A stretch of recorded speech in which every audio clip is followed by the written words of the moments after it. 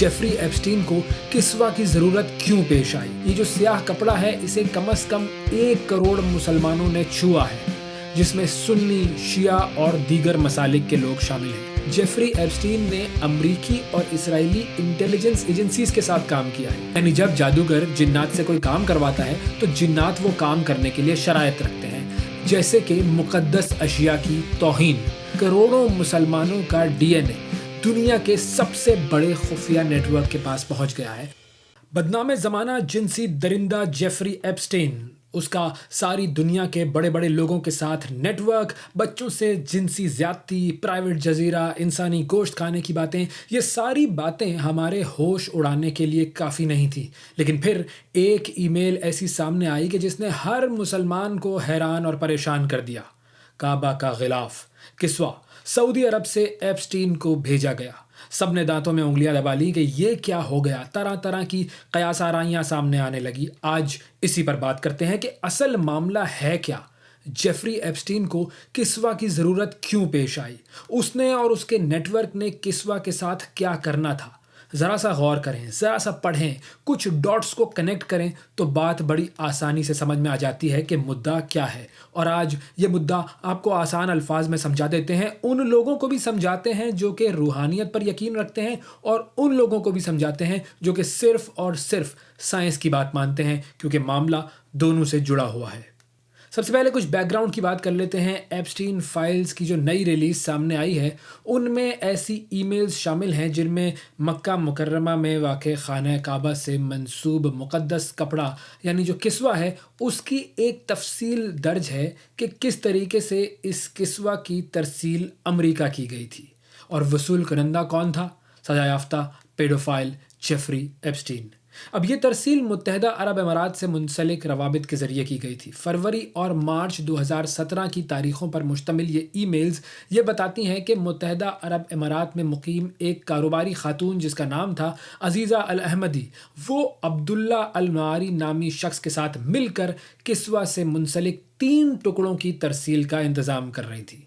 सब जानते हैं कि किस्वा जो है वो कोई आम कपड़ा नहीं है, ये वो अहम कपड़ा है, स्याह कपड़ा है जिस पर सुनहरी कढ़ाई होती है और जो इस्लाम के मुक़द्दस तरीन मकाम खाना काबा को ढांपता है।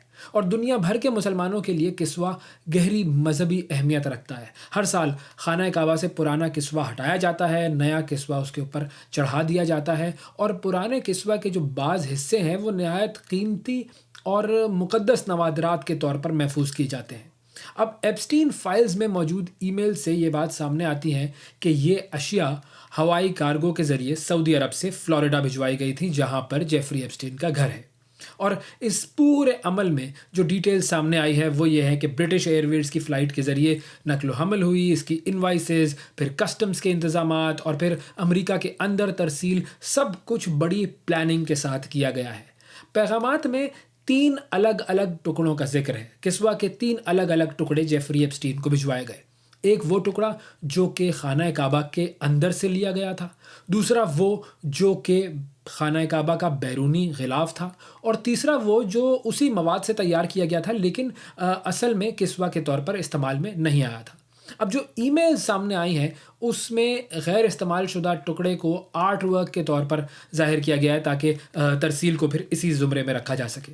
अब ये शिपमेंट जो है मार्च 2017 में जेफरी एप्स्टीन के घर पहुंचती है, और मार्च 2017 ये इस वजह से अहम है कि उस वक्त जेफरी एप्स्टीन अपनी जेल की सज़ा मुकम्मल कर चुका था और एक रजिस्टर्ड जिनसी मुजरिम के तौर पर उसका नाम रिकॉर्ड पे शामिल था।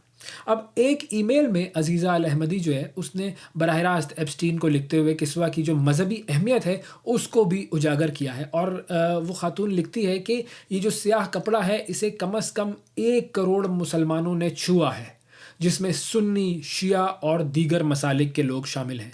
फिर वो मज़ीद लिखती है कि ये लोग खाना काबा के गिर्द 7 चक्कर लगाते हैं, हर कोई हत्तल इम्कान उस कपड़े को छूने की कोशिश करता है और अपनी दुआएं, ख्वाहिशात, आंसू और उम्मीदें इस कपड़े पर छोड़ता है, इस उम्मीद के साथ कि उनकी तमाम दुआएं कबूल होंगी। एक और ईमेल में एप्स्टीन की जो मुआविन है लेस्ली ग्रोफ, वो अजीज़ा अल अहमदी को एक डीएनए टेस्टिंग किट भी बेचती है। अब ये सारी चीज़ें कनेक्ट हो रही हैं, ये डीएनए किट क्यों गई है ये सब हम आपको बताएंगे। अब एक ईमेल में अजीज़ा अल अहमदी जो है वो ग्रोफ से पूछती है कि क्या मैं न्यूयॉर्क छोड़ने से पहले आज जेफरी के घर जा सकती हूँ, सिर्फ उसे अलविदा कहने के लिए और उसे सालगिरह की मुबारकबाद देने के लिए मुझे सिर्फ 15 मिनट चाहिए।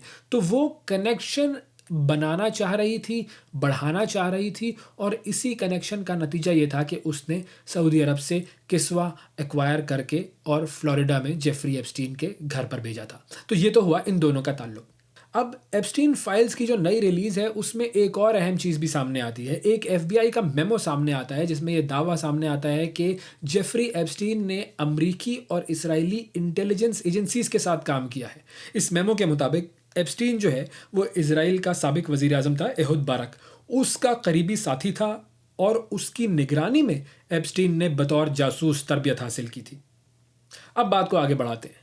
किस्वा जैसे मुक़द्दस कपड़े का इस्तेमाल आखिर किस मकसद के लिए हो सकता है, ये है बहुत बड़ा सवाल। इस हवाले से दो नज़रियात सामने आते हैं। पहला नज़रिया है काला जादू से मुताल्लिक और दूसरा नज़रिया है डीएनए से मुताल्लिक। यानी एक है रूहानी नज़रिया और एक है साइंसी नज़रिया। अब ये दोनों नज़रिए मैं आपके सामने पेश करता हूँ ताकि आप जिस भी चीज़ को मानते हैं तो आप उसी नज़रिए से इस मामले को समझ लें। अब काला जादू जो है वो मुख्तलिफ़ तरीक़ों से किया जाता है। कभी कभी मुतासरा शख्स को ऐसा खाना या मशरूब दिया जाता है जिस पर पहले से जादू किया गया हो या कुछ पढ़ा गया हो। फिर एक तरीका ये होता है कि तस्वीर के ज़रिए किसी शख्स पर नेगेटिव असरात डाले जाते हैं, आसिब डाला जाता है। फिर एक और चीज़ भी होती है, किसी शख्स की ज़ाती अशिया जैसे कि कपड़े, जेवर, बाल या नाखून का इस्तेमाल। फिर बाज़ जादूगर जो है वो ऐसे तावीज़ भी तैयार करते हैं जिन्हें ज़मीन में गाड़ दिया जाता है या अशिया पर डाल दिया जाता है और फिर उनके ज़रिए जादू किया जाता है। अब ये अशिया जो है ये गैबी दुनिया और इंसानी दुनिया के दरमियान एक पुल के तौर पर इस्तेमाल की जाती हैं। अच्छा, अब जो काला जादू है वो बुरे जिन्नात को काबू करके किया जाता है। यानी कि जो जादूगर होते हैं वो बुरे जिन्नात को काबू करते हैं और उनसे मुख्तलिफ बुरे काम करवाए जाते हैं। अब ये जो बुरे जिन्नात होते हैं उनकी कुछ शराइत होती हैं। जादूगर से वो ये कहते हैं कि हम तुम्हारा ये काम कर देंगे, यानी किसी शख्स को नुकसान पहुंचाना हो तो हम ये कर देंगे, लेकिन उसके लिए तुम्हें मुक़द्दस अशिया के साथ कुछ अमल करने पड़ेंगे, कुछ ऐसे काम करने पड़ेंगे जिनमें मुक़द्दस अशिया का इस्तेमाल हो। यानी जब जादूगर जिन्नात से कोई काम करवाता है तो जिन्नात वो काम करने के लिए शराइत रखते हैं, जैसे कि मुक़द्दस अशिया की तौहीन, मुक़द्दस अशिया की बेहुरमती, मुक़द्दस अशिया को या अलामात को उल्टा करना या फिर उन्हें नापाक अशिया से आलूदा करना। तो अब आप खुद सोचिए कि अगर ऐसे अनासिर के हाथ किस्वा जैसे मुक़द्दस कपड़े लग जाएं तो वो उसके साथ क्या क्या कर सकते हैं और उसे जादू में बुरे जिन्नात के ज़रिए किस किस तरह इस्तेमाल कर सकते हैं, और फिर वो बुरे जिन्नात उस मुक़द्दस किस्वा के साथ जादूगरों को क्या क्या नापाक अमल करने का कहते होंगे। ये तो हो गया जादू का मामला। दूसरा जो मामला है वो है साइंसी और उसका ताल्लुक है इंसान के डीएनए के साथ। फॉरेंसिक साइंसेस के मुताबिक डीएनए जो है वो उन अशिया से हासिल किया जा सकता है जिन्हें कोई भी इंसान छूता है। अब इस डीएनए को कहते हैं टच डीएनए। ये डीएनए जो है वो आपके स्किन सेल्स के ज़रिए हासिल किया जा सकता है या आपके पसीने के ज़रिए हासिल किया जा सकता है, और अगर आपके डीएनए की प्रोफाइल तैयार करनी हो तो चंद सेल्स भी डीएनए प्रोफाइल तैयार करने में मददगार साबित हो सकते हैं। अच्छा, अब कुछ चीज़ें ऐसी होती हैं कि जिन्हें बहुत ज़्यादा लोगों ने छुआ होता है तो उनसे भी इंसान का डीएनए निकाला जा सकता है, और आज जदीद टेक्नोलॉजी है वो इतनी ज़्यादा आगे बढ़ चुकी है कि किसी ऐसी शय को जिसे बहुत सारे लोगों ने छुआ हो उसके अंदर से भी अलग अलग शख्स का डीएनए प्रोफाइल तैयार हो सकता है। अब अगर कोई कपड़ा है जिसे बहुत सारे लोगों ने छुआ है, या दीवारों के ऊपर बहुत सारे लोगों ने हाथ लगाए हैं, या दरवाज़ों के हैंडल ऐसे हैं कि जिन्हें बहुत सारे लोगों ने हाथ लगाए हैं, तो उन सब के ऊपर हमारा डीएनए जो है वो आ जाता है। और वैसे तो अगर हम कानून की बात करें और अखलाकियात की बात करें तो आज की दुनिया में किसी भी फ़र्द की इजाज़त के बगैर उसका जो डीएनए मटेरियल हासिल करना, ये डीएनए थेफ्ट कहलाता है। ये बेसिकली एक चोरी है। अच्छा, अब आज हम ये भी जानते हैं कि डीएनए की जो मालूमात है, किसी भी इंसान के बारे में जो डेटा है, वो एक कीमती असासा बन चुका है और उस असासे को ख़रीदा भी जाता है, बेचा भी जाता है, महफूज़ भी किया जाता है और अक्सर सूरतों में इसकी जो मिल्कियत है वो मुख्तलिफ़ अफ़राद की भी होती है, मुख्तलिफ़ इदारों की भी होती है। अब आप सोचिए कि करोड़ों मुसलमानों का डीएनए दुनिया के सबसे बड़े खुफिया नेटवर्क के पास पहुंच गया है और उस नेटवर्क का ताल्लुक जो है वो अमरीकी और इसराइली स्पाई एजेंसीज से भी है।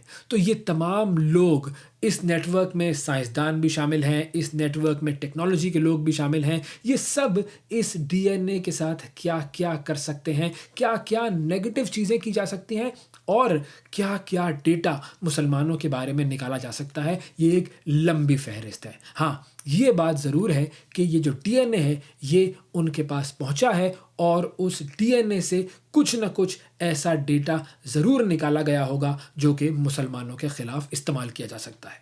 अब ये तमाम ईमेल्स, ये दस्तावेज़ात, ये बेसिकली एक शख्स यानी कि जेफरी एप्स्टीन की कहानी नहीं सुनाती, बल्कि ये एक ऐसे निज़ाम की झलक दिखाती हैं जहाँ पर ताकत भी है, सरमाया भी है, खुफिया नेटवर्क्स भी हैं और अखलाकी ज़वाल भी हैं। ये सब चीज़ें एक दूसरे से जुड़ी हुई नज़र आती हैं।